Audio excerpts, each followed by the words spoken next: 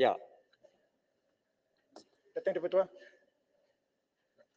Ya, saya ingin menyentuh tentang usul yang saya buat secara bertulis Ya. mengenai laporan penuh pemberhentian ses payment kepada Kesultanan Sulu. Dan saya menerima surat yang usul ini adalah ditolak kerana terdapat prosiding mahkamah berkenaan tuntutan waris Kesultanan Sulu. Tapi sebenarnya apa yang saya mahu di sini Tan Sri Yang Di-Pertua adalah laporan penuh daripada Kementerian Luar Negeri tentang apakah sebenarnya yang berlaku apabila ses payment itu telah dihentikan. Kerana sebelum ini kerajaan Wisma Putra cuma mengatakan ses payment itu dihentikan, itu saja. Tapi apakah repercussion yang lain kita tidak tahu. Adakah dia secara unilateral dan bagaimana kedudukan keputusan Mahkamah Tinggi Kota Kinabalu yang mana telah menolak pun segala tuntutan ini. Jadi rakyat Sabah dan Malaysia keseluruhannya berhak tahu secara penuh apakah sebenarnya yang berlaku kerana ini adalah merupakan satu kerisauan yang amat tinggi. Jadi saya tidak menyentuh tentang prosiding Tan Sri Yang Di-Pertua. Itu saja saya pohon kalau saya boleh merayu untuk kali kedua tentang apa sebenarnya yang berlaku apabila ses payment ini dihentikan. Terima kasih. Terima kasih. Tan Sri, sebelum Tan Sri jawab, boleh sikit je, iaitu yang diusulkan itu tidak ada kaitan dengan kes mahkamah per se. Ya. Yang dibangkitkan ialah mengapa mencetuskan, apa yang mencetuskan krisis sekarang ini, yang menyentuh soal kedaulatan negara, betul. Ya. Soal penafsiran dan juga keputusan Sepanyol dan Perancis itu urusan mahkamah. Ya, betul. Tapi subjudis kes mahkamah di Paris ni tak ada dalam benda Sabah. Tapi tak apalah kalau keputusan yang Di-Pertua begitu. Ini tetapi mengapa dihentikan pembayaran 2013 yang menyebabkan kes ini hidup?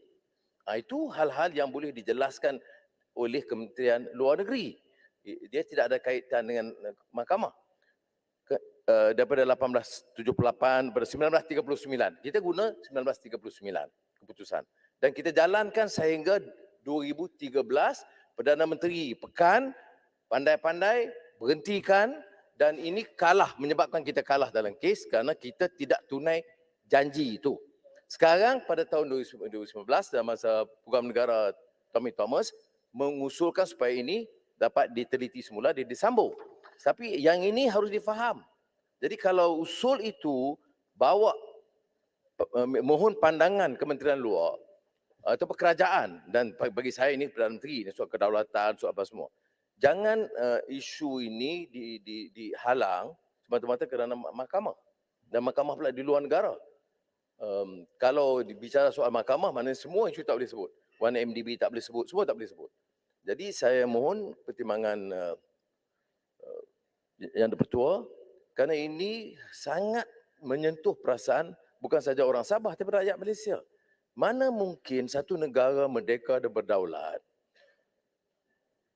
dicabar tentang kedaulatannya dan parlimen tidak dibenarkan membahas.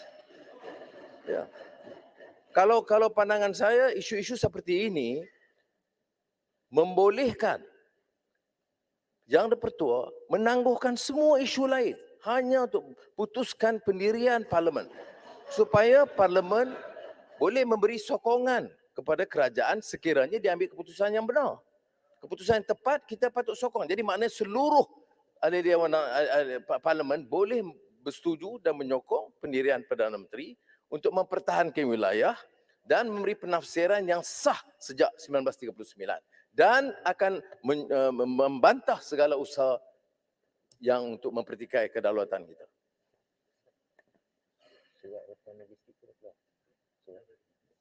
Terima kasih Yang Berhormat Putatan dan Yang Berhormat Ketua Pembangkang kerana telah membangkitkan isu ini secara rasional dan tanpa emosi. Banyak perkara yang kita boleh capai sekiranya kita tidak beremosi. Isu yang ditangani oleh mahkamah di Sepanyol dan juga di Paris adalah berbangkit daripada sebenarnya uh, pemberhentian bayaran yuran tersebut, pemberian bayaran tersebut. Antara lainnya, bukan satu-satunya isu lah ya, antara lainnya. Yang Berhormat Ketua Pembangkang sendiri pun telah berkata tadi bahawa pemberhentian bayaran tersebut telah menyebabkan kita kalah. Jadi adalah terang bahawa isu tersebut merupakan satu core issue dalam litigasi di Sepanyol dan di Paris serta juga di dalam proceeding arbitration tersebut. Jadi ianya tertakluk kepada argumen pertikaian dan juga argumen submission di dalam proses-proses litigasi tersebut. Maka ianya sub judice pada pendapat saya. Tapi satu lagi hal ialah begini, saya teliti Yang Berhormat Putatan usul beliau. Usul beliau ialah untuk bukan untuk membincangkan tapi untuk membahas dan untuk meminta ataupun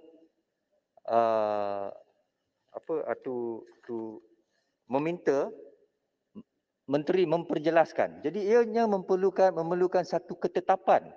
Dalam 18.2 tidak ada ketetapan. Nombor satu, tidak ada perbahasan. Ianya untuk membincangkan sesuatu isu yang berbangkit.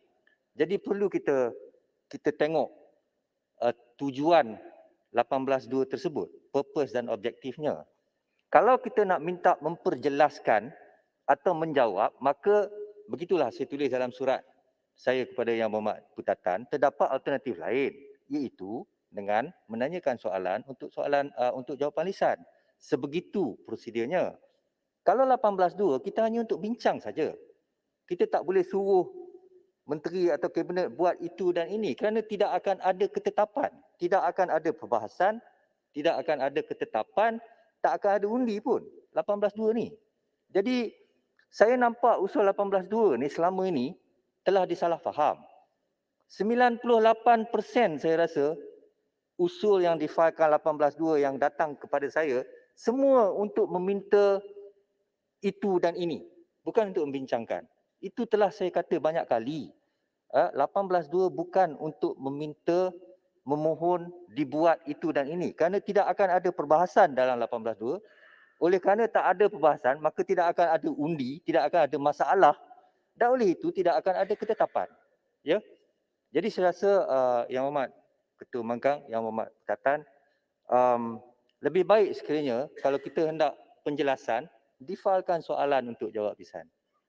Itu keputusan saya. Ya? Datuk Yang Speaker. Berhormat. Ya. Tuan Sri Ketua, dia tidak menghalang perbincangan supaya ada kertas supaya untuk ahli-ahli dewan, kalau selepas itu tak boleh dibincang, tak apa. Jadi kita ada perbincangan, kemudian kementerian beri penjelasan atau jawapan untuk membantu, untuk menjawab kepada hal-hal ini dibangkitkan. Tafsiran teknikal itu terserah pada Tuan Sri Yang Dipertua. Tapi yang kita bangkitkan ini, ahli-ahli Muhammad dia prepare. Perjanjian 1878. Ketetapan Mahkamah Tinggi Borneo 1939. Jadi kita tengok dan bayaran daripada 1939 oleh kerajaan Inggeris sehingga kita merdeka teruskan sehingga 2013. 2013 ni keputusan Perdana Menteri dari Pekan membuat kacau sehingga ada masalah sekarang. Kalau diteruskan lagi itu, perkara ini tak dibangkit. Perkara ini terbatal bila dihentikan pembayaran itu atas alasan pencerobohan. Ya. Tetapi perjanjian itu jelas. Saya membaca keputusan Mahkamah Borneo 1939. Dan ini semua penafsiran oleh kerajaan Inggeris sehingga kerajaan Malaysia tak tahu puluh ke belas ke berapa orang pegawai negara semuanya membuat keputusan yang sama. Mesti bayar ikut keputusan Mahkamah 1939. Bila dihentikan, ini masalahnya. Mengapa kita boleh biarkan satu keputusan yang merosakkan ya, atau mengganggu gugat dan kemudian digunakan untuk mempersoalkan semua yang lain. Tan Sri betul tepat tadi. Bila dibawa, dicabar di mahkamah di Sepanyol dan di Perancis, dia tidak lagi bangkitkan soal 1939. Dia bangkit umpamanya saya istilah secession seed atau pajak dalam tulisan Jawi yang boleh dikatakan di sini Arabic script. Arabic, dia kata Arabic, tapi Jawi lama dengan Inggeris ada sedikit pertengkaran. Tapi ini semua diputuskan dah di mahkamah 1939. Oleh itu kerana perjanjian itu 1878. Ya. Jadi sebab itu saya betul-betul Melayu yang betul paling kurang ya minta keputusan ahli Dewan Rakyat, minta satu keterangan terperinci dari Perdana Menteri atau Menteri Luar supaya memberi kefahaman kepada rakyat dan negara tentang isu yang menyentuh kedaulatan kita. Kerana bila dicabar di mahkamah Tan Sri Betul, tidak lagi penafsiran perjanjian 1939. Bila dicabar di mahkamah, dipertikai semua hak kebebasan Sabah yang menjadi satu wilayah Malaysia. Dan mana boleh satu negara atau rakyat boleh menganggap ini satu perkara yang ringan. Siapa saja mencabar satu inci tanah kita itu, mencabar seluruh. Sebab itu saya faham bila Kota Belud dengan sentimen dan sebagainya yang ditegur oleh Yang Dipertua. Tapi kalau saya bukan rakyat Sabah, tapi saya pun memang terasa perkara ini sangat berat. Tak buat homework seperti ini. Ya. Saya bukan pakar undang-undang macam Tan Sri Betul, tetapi saya terpaksa teliti, baca, minta pandangan peguam-peguam kerana ini soal kedaulatan. Jadi saya harap semua bermula daripada ahli-ahli yang berhormat dari Sabah, tak kira daripada parti mana, kalau tak bangun menyokong ini, saya minta rakyat Sabah hukum mereka. Terima kasih Yang Berhormat. Oleh kerana Yang Berhormat telah membuat permintaan kepada pihak eksekutif, so saya harap itu akan mendapat pertimbangan daripada pihak eksekutif untuk memberikan penerangan. Ya. Yang Kata dia Berhormat, betul. usul Peraturan Mesyuarat 20